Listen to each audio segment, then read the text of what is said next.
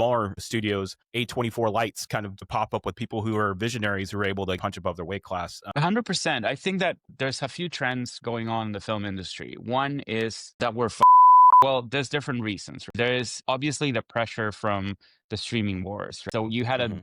very disrupting model for the last 10 to 15 years. This idea of streaming services connected to the fact that the interest rates were very low. So tech companies had all this capital to invest. They go into streaming, right? They invest a lot of money. Almost you can think about it as dumping, right? The same trends that you see in companies like Uber that don't need necessarily to be profitable because it's a financialized model where the shareholders are seeing growth. So for a long time, shareholders saw growth in the streaming companies and they kept pumping money into them.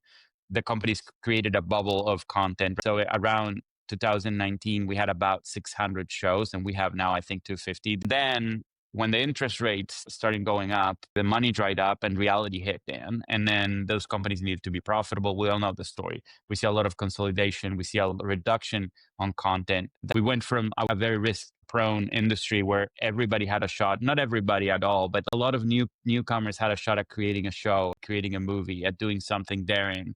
We went from that to a very dry environment, which is very risk adverse. And you're seeing reshuffling of IP, recycling of franchises all over, right? And people hate it. So now the hope is kind of new technology like this one, lower the cost of production, and then we could go back to something closer to where we were